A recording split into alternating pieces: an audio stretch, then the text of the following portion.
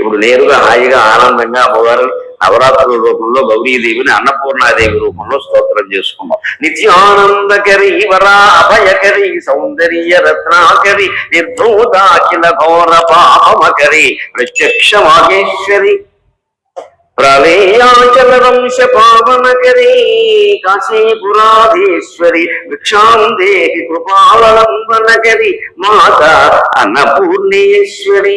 మాతా మా అందరికీ తల్లివైనటువంటి అన్నపూర్ణేశ్వరి. ఆవిడ పేరే అన్నపూర్ణ. కాశీ విశాలాక్షి అన్నపూర్ణ. విశాలాక్షి ఆవిడే, అన్నపూర్ణ ఆవిడ. విశాలాక్షి అంటే పెద్ద కళ్ళు ఉండడం కాదు, అవి పెళ్లి చూపులకు పనికొస్తాయి. ఇంకెందుకు పనికొస్తాయి? ఇప్పుడు పెద్ద కళ్ళు ఉంటే ఉపయోగం ఏమిటి? ఇక్కడ చక్రాలు లాంటి కళ్ళు ఉన్నాయి, తామర పూలు లాంటి కళ్ళు ఉన్నాయి. తామర పూలు కాకపోతే క్యాబేజీ పూలు ఎక్కువ ఎవరికి కావాలి ఇక్కడ? ఈ వర్ణన ఉద్దేశం అది కాదండి. తామర పూలు రేపులు లాంటి కళ్ళు అంటే అర్థం ఏమిటి? లక్ష్మీదేవి నేత్రాలను కమలనయన అంటారు. అంటే అర్థం ఏమిటి? అప్పుడు కళ్ళు అందంగా ఉంటే నీకేమిటి? విష్ణుమూర్తికి ప్రయోజనం నీకేమిటి? కళ్ళు పెద్దవిగా ఉన్నాయంటే విశాలమైన చూపు ఉండాలి. కళ్ళు పెద్దవిగా ఉండడం కాదు, కళ్ళజోడు ఇంత లావు కళ్ళజోడు పెట్టుకుంటే బాగా పెద్దవిగా ఉంటాయి. పెద్ద విషయం ఇది.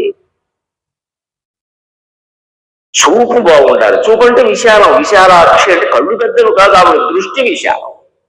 అంటే ఆవిడ ఆ బ్రహ్మకీట జనని, భేదం తెలియదు, అంతా ఒకటే. అది విశాలం.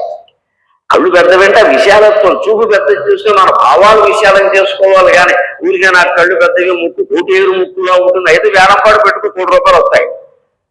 ఏం చేస్తే ఊరికే అవయవాలను వర్ణించుకుంటూ కూర్చుంటాం. పూర్వం వాళ్ళు అవయవాలను అలా వర్ణించలేదు. వాళ్ళు వర్ణించారు అంటే ఒక లెక్క ఉంటుంది అక్కడ. అంచేతన ఇక్కడ కృపావలంబనకరి మాత అన్నపూర్ణేశ్వరి విశాలాక్షి అంటే అదే అర్థం. అన్నపూర్ణ అంటే అన్నము చేత నిండినది. అందుకే ఆవిడ్ని భోజన సమయంలో ప్రార్థిస్తారు. అన్నపూర్ణే సదాపూర్ణే శంకర ప్రాణ వల్లభై జ్ఞాన వైరాగ్య సిద్ధ్యర్థం భిక్షాం దేహి భిక్షాం దేహి కృపామయీ. ఎందుకు అన్నం పెట్టాలి, అసలు అన్నం తినాలి అనేది శ్లోకాది చివరిలో వస్తుంది. మళ్ళీ దానికి వివరంగా అర్థం అక్కడ చెప్పుకుందాం. అటువంటి మాత అన్నపూర్ణేశ్వరి కృపావలంబనకరి. అన్నం పెట్టినా వస్త్రదానం చేసినా ఏం చేసినా మనం ఎదుటి వాళ్ళ పట్ల గౌరవంతో చెయ్యాలి. బడుగు బలహీన వర్గాలైతే జాలితో సానుభూతితో దయతో చెయ్యాలి. పండితులకి పెద్దవాళ్ళకి చేస్తే గౌరవంతో చెయ్యాలి. ఆయన వాళ్ళ ఇంట్లో లేదని తెలిసింది ఇచ్చాను అనకూడదు. వాళ్ళ ఇంట్లో లేకపోతే నువ్వు ఇవ్వక్కర్లేదు ఆయన కొనుక్కుంటాడు. ఆయన స్థామతం. ఆయన పెద్ద ఆయన గౌరవించదలుచుకుని ఇస్తాం. మనం దాని దానం అనరు, సత్కారం అంట. అదే పేదవాళ్ళకి ఇచ్చామనుకుంటే దానం. ఆ దానం చేసేటప్పుడు ఎలా ఉండాలి? వాళ్ళు పేదవాళ్ళు, వాళ్ళకి లేదు, మనకి ఇచ్చాడు భగవంతుడు. తెలుగులో ఓ సామెత ఉంటుంది, ఆయనకేమిటండి కోటీశ్వరుడు పెట్టి పుట్టాడంట. ఎవడు పెట్టి ఎవడు పుట్టాడు? పెట్టి పుట్టాడు ఏమిటండి? చాలా చిన్న అక్షరాల్లో ఉంటాయి తెలుగు మాటలు. వాళ్ళకురికి సోమనాథుడు చెబుతాడు మహానుభావుడు. తెలుగు మాటలు అనంగా వలదు వేదవల కొలదిగా చూడుడి అంటారు. తెలుగు అంటే ఎవరుకుంటున్నావో ఒక్కొక్క మాట ఒక్కో వేదం అన్నది. పెట్టి పుట్టాడు. ఎంత గొప్ప అంటే పూర్వజన్మలో పెట్టి ఇప్పుడు పుట్టాడు. అందుకే ఆయన కోట్లు వచ్చాయి. దాని ఉద్దేశం అది. ఆ పూర్వజన్మలో చెప్పరు, అది బ్రాకెట్ లో ఉంటుంది, విదిన్ బ్రాకెట్స్. పూర్వజన్మలో పెట్టి ఇప్పుడు పుట్టాడు. అంటే నువ్వు ఏం చేయాలి? ఇప్పుడు పెడితే వచ్చే జన్మకనే ఉంటుంది, లేకపోతే అప్పుడు చెప్పే. పూర్వజన్మ ఏమైందో మనం పెట్టేమో లేదో మనకి తెలియదు. ఏదో ఇప్పుడు ఇబ్బందుల్లో ఉన్నాం, అప్పుల్లో ఉన్నామో, ఉన్నది పోగొట్టుకున్నామో, ఏదో ఏడ్చాం. మొత్తం మీద మన చాతుర్యం అంతా ఉపయోగించి ఉన్న ఆస్తి పోగొట్టుకున్నాం, అయిపోయింది. ఇప్పుడు కనీసం ఇప్పుడైనా ఉన్నదాంతో మన తెల్లకి మినగా ఏదో 2 బతుకులు ఎవరికైనా పెడితే అది కలిసి వస్తుంది. ఇప్పుడు దాన ధర్మాలు ఎటువంటి అదేదో లోకంలో కీర్తి ప్రతిష్టల కోసం కాదండి. అది ఒక్కోసారి మెచ్చుకుంటారు, ఒక్కోసారి వాళ్ళకి ఎక్కువ ఇచ్చారు మన కోసం ఇచ్చే ఇలాంటి వ్యాఖ్యానాలు చాలా ఉన్నాయి. వాళ్ళ ఉన్నదాంతో మనకి ఇచ్చింది అంతా ఈ మనికిమాల వ్యాఖ్యానాలు చాలా ఉన్నాయి. అంటే ఆ కీర్తి ప్రతిష్టలు శాశ్వతం కాదు, అవి నమ్మదగినవి కాదు. ఎప్పుడు దాన ధర్మాలు అంటే ఒకటే లెక్క. వ్యాపారంలో పెట్టుబడి పెడతాం, లాభం ఆశిస్తాం కదా, వచ్చే జన్మకి పెట్టే పెట్టుబడి దాన ధర్మాలు. అందుకోసం చెయ్యాలి. అందుకోసం కానీ అందులోనే విశేషం ఏమిటంటే అత్యుదారంగా, అతి తీవ్రంగా, అతి ఉన్నతంగా దానం చేస్తే త్రిభిర్పక్షై త్రిభిర్మాసై త్రిభిర్వర్షై త్రిభిర్దినై అత్యుత్కటై పుణ్యపాపై ఏకైవ ఫలమశ్రుతి అని సుభాషితంలో చెప్తారు. నువ్వు అతి తీవ్రమైనటువంటి పాపం చేసినా, పసిపిల్లలను చంపేయడం, పసిపిల్లలను మానభంగాలు చేయడం, దుర్మార్గాలు ఉన్నాయి. ఇవి అతి తీవ్రమైన పాపాలు. వాటికి నిష్కృతి లేదు. చేసిన వేలు మర్చిపోయి వాడికి అపకారం చేయడం కృతజ్ఞత. దాన్ని మించిన పాపం లేదు. కృతజ్ఞుడు శవాన్ని కుక్కలు కూడా ముట్టుకోవాలి. నీకు ఉపకారం చేసిన వాడికి చేయగలిగితే ఉపకారం చేయి. నీకు ఆ స్తోమత లేకపోతే ఊరుకో. ఎవరన్నా అడిగితే వారు మంచివారు అని చెప్పి వారికే నువ్వు ఉపకారం చేసావు అంటే శవాన్ని కుక్కలు కూడా ముట్టుకో. అంచేత అతి తీవ్రమైన పాపం చేసిన, అతి ఉన్నతమైన దానం చేసిన, 1,00,000 మందికి కలిసి ఇచ్చేటువంటి పుణ్యం చేసేవాడు ఒకటి, ఒక 10,000 మంది పేదవాళ్ళని మనం బయట పడేసేవాడు కూడా పేదరికి, అది ఉన్నతమైన పుణ్యం. అది దానికి వచ్చే జన్మ వరకు ఆగక్కర్లేదు. త్రిభిర్దినై 3 రోజుల్లో దాని ఫలితం వస్తుంది. లేదు త్రిభిర్పక్షై కనీసం 3 15 45 రోజుల్లో వస్తుంది. త్రిభిర్మాసై 3 మాసాల్లో వస్తుంది. త్రిభిర్వర్షై 3 సంవత్సరాల్లోనైనా వస్తుంది. ఈ జన్మలోనే వస్తుంది. దాని తీవ్రతను బట్టి, ఔన్నత్యాన్ని బట్టి ఫలితం ఉంటుంది ఎప్పుడు కూడా. అలాగా దానం చేయమని అడుగుతున్నావు. కృపావలంబనకరి, కృప అవలంబనకరి, దయ నీతో ఉంటేనే కదా ఇంత అన్నం పెట్టేది ఎవరైనా. దయ లేకపోతే అందుకని అడుగుతున్నారు. భిక్షాందేహి కృపావలంబనకరి మాత అన్నపూర్ణేశ్వరి. ఇప్పుడు ఇది ఒక్కటే అన్నం పెట్టమనే మాట ఉంటుందండి ఆయన స్తోత్ర రచనలో. విశేషం చూడండి, మిగిలినంతా సంపూర్ణ తత్వం. ఇంకెక్కడ అన్నమాట ఉండదు. ఇదంతా ఎందుకు చెప్పినట్టు? నువ్వు అన్నం ఎందుకు తినాలి అంటే బతుకు ఉండాలి కాబట్టి. బతికి ఎందుకు ఉండాలి అంటే మళ్ళీ పుట్టకూడదు కాబట్టి. అంతే లెక్క. అన్నం ఎందుకు తినాలి అంటే బతుకు ఉండాలి కాబట్టి. బతుకు ఎందుకు ఉండాలి అంటే జ్ఞానం కోసం ప్రయత్నం చేయాలి కాబట్టి. జ్ఞానం కోసం ప్రయత్నం ఎందుకు చేయాలి అంటే మళ్ళీ పుట్టకుండా ఉండాలి. ఇంకో లక్ష్యమే జీవితానికి లేదు. ఆధ్యాత్మికత అర్థమైతే ఇలాగే ఉంటుంది. మీ జీవిత లక్ష్యం ఏంటంటే, చిన్నపిల్లలు ఎవరైనా నేను కలెక్టర్ అవుతా, కండక్టర్ అవుతా అనొచ్చు, పెద్ద విషయం కాదు. 60 ఏళ్ళు దాటాక ఆ మాట రాకూడదు. ఆత్మజ్ఞానాన్ని పొందితే రేపు కూడా వెళ్ళిపోవడానికి నేను సిద్ధంగా ఉన్నాను. ఇది ఆత్మజ్ఞాని అయిన వాడు నోట రావలసిన మాట. అంతేగాని ఇంకా నేను మార్నింగ్ వాక్ చేస్తా, ఈవినింగ్ టాక్ చేస్తాను నన్ను అందరూ యంగ్ లుకింగ్ అంటున్నారు. ఇంకేం లుకింగ్ అవకాశాలు ఏం లేవు. ఇక్కడ నువ్వు కోరుకోకూడదు. అసలు నేను ఎవడన్నా యంగ్ అంటే వెంటనే వాడిని అడగాలి, ఎందుకు అనుకుంటున్నా నీకు ఏమైనా కళ్ళు చెప్తారో వచ్చాయా, ఐఎమ్ 80 అని చెప్పాలి. చెప్పడు ఈ ముసలయ్య. ఇది ఇంకా యంగ్ లుకింగ్ అనుకోవడం ఈయనకు ఆనందంగా ఉంది. ఇక్కడ చెప్పాలి ఒక మాట లేదు. అందుకే నేను అందరికీ ఇంకా ఎందుకు ఇది, ఎవరి కోసం ఈ నాటకం? మీ ఆవిడ బట్టి చంపేస్తుంది. ఆవిడ కూడా ఎలాగే అంటే ఇంకా యంగ్ లుకింగ్ ఏమిటండి? వృద్ధాప్యం వచ్చాక మనం తీసుకోగలిగే జాగ్రత్త ఒకటి, కాళ్ళు చేతులు మన స్వాధీనంలో ఉంటే చాలు. బాత్రూంలో జారి పడకుండా మన పనులు మనం చేసుకోగలుగుతాం. కనీసం అత్యవసర కృత్యం ఇల్లు ఏమో నడుస్తాయి. ఏం తింటారు? ఒక పూట తింటారు. ముసలాళ్ళు ఏం తింటారండి? వాళ్ళ తిండి కోసం వాళ్ళు కష్టపడుతున్నామంటే మనకి బుద్ధి లేదు. మళ్ళీ ఇంకా ఏం చేయాలి? ఒక పూట తింటారు వాళ్ళు, 2వ పూట అట్టుపూట కూడా తినలేరు. అంటే తిండి కోసం కష్టపడక్కర్లేదు. కాళ్ళు చేతులు మాత్రం స్వాధీనంలో ఉండాలి. అది 90 ఏళ్ళు వచ్చినా బతికే చివరి రోజు వరకు చూసుకోవచ్చు. ఎందుకంటే చేసేవాళ్ళు లేని వాడు చేసేవాడు సరిగ్గా అది ఒక్కటే ముసలితనంలో. దానికోసం పోనీ నడక అవసరమైతే అన్నాడు, లేవాలంటే లే, కూర్చోవాలంటే కొంచెం యంగ్ లుకింగ్ గురించి ప్రయత్నం చేయగల. దాని గురించి కాదు, కాస్త ఓపిక ఉండాలి అంతే, అంతకుమించి అక్క. అలాగా తినడం ఎందుకు అంటే బతకడం కోసం, బతకడం ఎందుకు అంటే జ్ఞానం కోసం, జ్ఞానం ఎందుకు అంటే మళ్ళీ జన్మ పొందకుండా ఉండాలి. జన్మరాహిత్యం అదొకటే లక్ష్యం. అందుకని కలెక్టర్ అవ్వడం, కండక్టర్ అవ్వడం, ఇంజనీర్ అవ్వడం, డాక్టర్ అవ్వడం లక్ష్యం కాదు. అమెరికా వెళ్ళడమే లక్ష్యం అని పంపించారు. ఇప్పుడు ఏమైంది? మొత్తం తిప్పి పంపుతున్నారు, చిట్టి పంపుతున్నారు, కొట్టి పంపుతున్నారు, బాగా దారుణంగా అవమానించి పంపుతున్నారు. రోజుకో మాట మాట్లాడుతున్నాడు కదా, రోజుకో మాట. నిన్నోటి ఇంకా సిగ్గు లేకుండా ఇవాళ కూడా అంటున్నాడు, నేను 7 యుద్ధాలు ఆపా. ఏమిటైపోయి వాడు తలకాయ. వాడు ఊరే పెద్ద యుద్ధక్షేత్రం, వాడి ఊరే కురుక్షేత్రం. వాడు ఏదో ఆపాడు. ఏం ఆపాడు? అక్కడ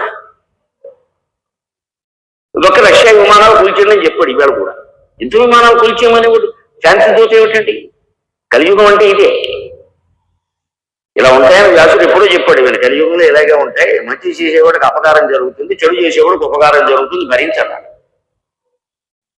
అంటే అర్థమేంటి? భరిస్తూ కూర్చోమని కదా, నువ్వు అలా ఉండకని అర్థం.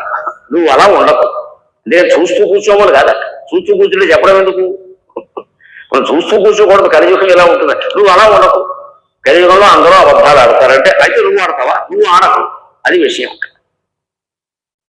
అందరూ మారాక నేను మారుతా అంటే మై హోమ్ పూజలు 2400 ఉన్నాయండి, ఇంకా పేరు ఉంటాయి కదా. వీళ్ళందరూ మారాక నువ్వు మారుతావా? కనీసం అపార్ట్మెంట్ ఒక 5 వేసుకోడు, 10,000 మంది ఉంటారు. 10,000 మంది మారాక రమేష్ గారు ఒక సర్టిఫికెట్ కూడా అందరూ మారారండి, మీరు మారారని ఓకే, నువ్వు మారుతావా? జరిగిందనేనా? మనలో ఉండే లోపాలు మనం సవరించుకోవడానికి ఒక క్షణం చాలండి. అంతర్వీక్షణ చేస్తే చాలు, లోపలికి చూస్తే చాలు. అందుకోసం స్తోత్రం. అందుకని అన్నం మాట ఇంకేముండదు మీకు, ఇది ఒక్కటి చోటే ఉంటుంది. భిక్షాందే కృపావలంబనకరి మాతా అన్నపూర్ణేశ్వరి, ఏ భిక్ష నిత్యానందకరి వర అభయకరి సౌందర్య రత్నాకరి నిర్దోతాఖిల ఘోర పాపమకరి ప్రత్యక్ష మహేశ్వరి ప్రాళేయాచల వంశ పావనకరి కాశీపురాధీశ్వరి నిత్యానందకరి. అది భిక్ష. అన్నం తింటే ఎంతసేపు ఆనందం అండి? ఓ 2 గంటలు. అది అడిగిపోగానే కనుక మధ్యాహ్నానికి ఏం చేశావు? స్నాక్స్ అయిపోయింది. ఇక్కడ అయిపోయింది, తిన్నది అయిపోయింది. ఇక్కడ 3 కేజీలు లాగించాడు, అది అయిపోయింది. 2 గంటలు పడుకుంటాను. మధ్యాహ్నానికి ఏమిటి కాస్త పంటి కిందకి ఏమైనా కరకర. ఇప్పటికీ సంసారంలో కిరికిని మొదలైంది, ఇప్పుడు పంటి కింద కరకర కావాలి. ఎన్ని తింటావు? అంటే ఈ అన్నం తినేది ఎందుకోసం అంటే నిత్యానందం కోసం. మళ్ళీ ఆనందాలు 2 రకాలు, తాత్కాలిక ఆనందం వేరు, నిత్యానందం వేరు. మనం తిన్న తిండి కానీ, మనం కట్టుకున్న బట్టలు కానీ, మన సౌందర్యం కానీ, మన ఐశ్వర్యం కానీ, మనం అనుభవించే భోగాలు కానీ ఇవి తాత్కాలిక ఆనందాన్ని ఇస్తాయి. ఒక మంచి బ్రహ్మాండమైన చీర మీకు నచ్చింది, మీరు కట్టుకుని 10 మందిలోకి వెళ్ళారమ్మా. మనకు ఆనందం ఏమిటి? ఎవరన్నా కనపడి ఈ చీర ఎప్పుడు కొన్నారు? చాలా బాగుంది అని అన్నాం. ఎంతసేపు? 2 నిమిషాలు. 2 నిమిషాలు. ఆవిడ ఇలా పక్కకి తిరిగారు, పక్క ఆవిడతో చెబుతుంది ఆ చీర ఎంత బాగుంటుంది. వాళ్ళ ఆయనకి జీతం కంటే గీతం ఎక్కువ. అయిపోయే మొత్తం ఆనందం పోయింది. ఎందుకు బాగుండదు? మేసేసారు మొత్తం ఇద్దరు కలిసి. ఆయనకి ఆ ఉద్యోగం ఉంటేనా అంటుంది. ఇప్పుడు నీ ఆనందం ఏమైంది తల్లి? ఫ్రాంక్గా ఆలోచిద్దాం. మొహమాటం లేకుండా మాట్లాడటమే నాకు అలవాటు. వెళ్ళి పిలిచిన మంచిది, పిలవపోయినా మంచిది. అయినా రమేష్ గారు ఇంకా 3 వారాలు కాకుండా వెళ్ళి పిలిచేశారు. మరి అదేం మాయం. నేను అప్పుడు మాట్లాడినప్పుడు చాలా నిష్కర్షగా మాట్లాడి ఇంక పిలవలేనుకున్నాను. ఈసారి పైగా 3 రోజులు పిలిచాడు ఆయన. అంటే బాగా నాటుకుంటే ఒకటే లెక్కమ్మా, అది నీ గొప్ప నా గొప్ప కాదు బుల్లోడా, అది నీ గొప్ప నా గొప్ప కాదు, సత్యం. నీకు నచ్చినా నచ్చకపోయినా నిన్ను వెంటాడి తీరుతుంది. నువ్వు గౌరవించవలసిందే, దాన్ని అనుమానం లేదు. అది సత్యం. అంటే బహుమాటానికి చెప్పే మాటలు కొందరికి నచ్చుతే కొందరు సత్యం. నీకు ఇవాళ నచ్చకపోయినా రేపేనా నచ్చు. ఒక్క ముట్టికే పడకైనా నచ్చక ఏం చేస్తుంది? ఆయన చెప్పారు కదా అంటారు. అమెరికా వెళ్ళిన వాళ్ళు పడుతున్న పాటలు ఏమిటో, ఎందుకు పంపడం ఎంత తప్పో, వెళ్ళడం ఎంత తప్పో, నేను 10 ఏళ్ల పాటు చెబుతున్న మాటలు ఇప్పుడు బ్రహ్మాండంగా వీరవిహారం చేస్తున్నా చూసుకోండి. ఆయన అన్నారు కదా, ఆయన నేను ట్రంప్ అనేవాడు పుట్టకముందు అన్నాను నేను అన్నమాట. వాడు ప్రెసిడెంట్ కాకముందు అన్నాను నేను. కనీసం నాకు మొదటి నుంచి దేశభక్తి, నువ్వు ఇక్కడ బతకలేవా? నా కొడుకులకు నేను స్వయంగా చెప్పాను, మీరు ఏం చేసినా సరే పారిశుద్ధ్య కార్మికుల్లో బతకండి, పండిత పుత్రులు అభ్యంతరం లేదు నాకేమి, కానీ ఈ దేశంలో ఉండాలి, ఈ దేశం వెళ్ళడానికి వీల్లేదు. నా కొడుకులు నేను చెప్పింది. అంటే ఎప్పుడో పంపేవాడు. నేను వెళ్ళొచ్చాను, 10 సార్లు వెళ్ళొచ్చాను అమెరికా. వాళ్ళు పిలిచారు, నేను వెళ్ళాను. దానికి శుభ్రంగా సంపాదించుకుని వచ్చాను. గౌరవము డబ్బు కూడా అనుమానం లేదు. వాళ్ళు పిలిచారు. పిలిచినప్పుడు కూడా నేను చాలా ఆనందంగా చెప్పా, నేను అమెరికా, నీ దేశమే అమెరికా, నువ్వు అమెరికా కాదు, అందుకే నన్ను పిలిచావు. సత్యము అసత్యము, ఏదో బ్రాహ్మణుడు అబ్రాహ్మణుడు అంటే అమెరికా అమెరికా. నేను అమెరికా, నేను టాలెంటెడ్ కాబట్టి నువ్వు పిలిచావు. పుచ్చుకో, దండం పెట్టుకో, డబ్బులు ఇచ్చుకో, కావాలంటే మళ్ళీ పిలుచుకో, వస్తా లేతలేదు. నేను వెళ్ళినప్పుడు కూడా అన్నారు అక్కడ, మీరు ఇక్కడ ఉండిపోండి, మీకు అన్ని కల్పిస్తాం సౌకర్యం. అంటే కుదరదు, నేను ఇక్కడ ఉండను. మా అమ్మా నాన్నను తెస్తావా? గోదావరి నది తెస్తావా అని అడిగాను. గోదావరి నది తెస్తావా అమెరికాకి? నేను స్నానం చేస్తున్నది వెంకయ్య కాలువ కావచ్చు, అది గోదావరి నుంచి వచ్చింది. గోదావరి నువ్వు తెస్తావు ఇక్కడ? మా ఊరు రామలింగేశ్వర స్వామి నువ్వు తెస్తావా? నువ్వేంటే తెచ్చేది? నేను ఉండను ఇక్కడ. పిలుచుకో, ఏడాదికోసారి పిలుచుకో, తానా అంటావు ఆట అంటావు, వస్తాం, నేను ఎలా ఉంటాయి వెళ్ళిపోతాం అంతే. అలాగే ఉండాలమ్మా. ఇక నుంచి అయినా పిల్లలకి ఆ మాట చెప్పండి. వెళ్ళి సంపాదించుకుని వచ్చేయమని అక్కడ మకా ఉండడానికి వీల్లేదు. మనకు ఆ దేశంలో ఏ దేశంలోనూ ఉండాల్సిన కర్మ లేదు. 140 కోట్ల మందిని కాదమ్మా, 140 వేల కోట్ల మందిని కూడా భరించగల శక్తి పచ్చి బాలెంతరాలు నా భరతమాత. ఆ కవి పద్మభూషణ్ జాషువా చెప్పినమాట, పచ్చి బాలెంతరాలు నా భరతమాత అన్నది. ఎప్పుడు పిల్లలకు అంటూనే ఉంటారు, పచ్చి బాలెంతరాలు. ఈ దేశానికి ఇంకో 100 కోట్ల మందిని కూడా భరించగలిగిన సామర్థ్యం. ఏం పర్వాలేదు, ఏదో పని చేసుకు బతుకుతా ఉంటే మనకేం పెద్ద పెద్ద ఆలోచనలు ఏం లేవు, అక్కర్లేదు. మన దృష్టి ఎంతసేపు వేదాంతం మీద, నిత్యానందం మీద ఉంటుంది. మన దృష్టి మామూలు ఆనందం మీద ఉండదు. అందుకే ఇక్కడ చిన్న పిల్లాన్ని మీరు పలకరించిన అలా జరగాల్సిన జరిగిందంటాడు, వాడికి ఏం తెలుసో తెలియదు. ఎందుకంటే వాళ్ళ అమ్మ అంది అంతే, మనకు యోగం లేదురా అంతే. యోగం వర అభయకరి, దేశం మొత్తానికి తన భక్తులందరికీ అభయం ఇవ్వగలిగిన వాడు భగవంతుడు ఒక్కడే కదండి. వర అభయకరి, ఈ చేత్తో వరాలు ఇస్తుంది ఆవిడ, ఈ చేత్తో అభయాన్ని ఇస్తుంది. అంటే మనం పొందే ఆనందం ఓ టిఫిన్ తిన్నా సరే, ఓ భోజనం చేసినా సరే, ఓ పడుకున్నా సరే, ఓ చీర కట్టుకున్నా సరే, ఓ పదవి వచ్చినా, ఇది నిత్య ఆనందమా కాదా? దీన్నే నిత్యానిత్య వస్తు వివేకం అంటారు వేదాంత సాధనలో. మొదటి మెట్టు నిత్య అనిత్య వస్తు వివేకం. ఏది నిత్యం ఏది అనిత్యం అనే ఆలోచన చేయబోయా నీకే తెలుస్తుంది, ఎవడో చెప్పడం ఎందుకు. సౌందర్య రత్నాకరి, సౌందర్యానికి అమ్మవారు రత్నాకరం, రత్నములకు ఆకరమైంది సముద్రం. సౌందర్య రత్నాకరి, సౌందర్యానికి సముద్రం అంటే సముద్రం నుంచి ఎన్ని బిందెల నీళ్లు నువ్వు తీసినా ఇంకా అక్కడ నీళ్లు ఉంటూనే ఉంటాయి. ఎన్ని బిందెల నీళ్లు నువ్వు పోసినా దాని మట్టం పెరిగేది ఏమీ లేదు. అమ్మవారి యొక్క సౌందర్యం తరగనిది, చెరగనిది, కరగనిది. అటువంటి సౌందర్యం మనలో ఎవరికైనా ఉందా ఆలోచించండి. సాధ్యమా? మనం పొద్దున్న బ్యూటీ క్లినిక్ ని పిలిచి, బ్యూటీషియన్ ని పిలిచి దానికి అడ్డం అంతా మనం దువ్వి, మనకు అడ్డం అంతా అద్దువి సవర తీస్తే గంటకు పాడిపోయింది మొహం. మళ్ళీ చూడలేము పేడమో, గంటకే మళ్ళీ దాన్ని వెళ్ళవలసిందే. మరి ఇదేం ఆనందం అండి, ఇదేమానందం. మీరు అక్కడ లక్ష్మీదేవి సౌందర్యాన్ని, దుర్గాదేవి సౌందర్యాన్ని చూడండి, ఎప్పటికీ జరగదు. విగ్రహం కాబట్టి కాదమ్మా, వాళ్ళు జీవరూపంలో ఉన్నా అంతే. ఎందుకంటే ఒక్కటే మాట, అందంగా ఉన్న వాళ్ళందరూ ఆనందంగా ఉంటారని చెప్పలేము తల్లి. ఆనందంగా ఉన్నవాళ్ళు మాత్రం చాలా ఆనందంగా ఉంటారు ఖచ్చితంగా. అంటే నువ్వు నల్లగా ఉన్నావా, తెల్లగా ఉన్నావా, పొడుగ్గా ఉన్నావా, అనవసరం పొడుగ్గా ఉన్నావా, ఇష్టాలు నాన్ సెన్స్ తీసిపారే. తల్లిదండ్రులు బట్టి మనకు లక్షణాలు వస్తాయి, పెద్ద విషయం. మనం ఏమైనా మారుస్తాం వాటిని. అమ్మా నువ్వు ఎందుకు అందంగా లేవని కూతురు అడిగితే అమ్మకి ఎంత బాధగా ఉంటుందో నా విషయం. నేను అందంగా లేని అంటున్నారమ్మా, నువ్వు అందంగా ఉంటే నేను అందంగా ఉండేదని. ఇప్పుడు ఏం చేస్తావు తల్లిని మారుస్తావా?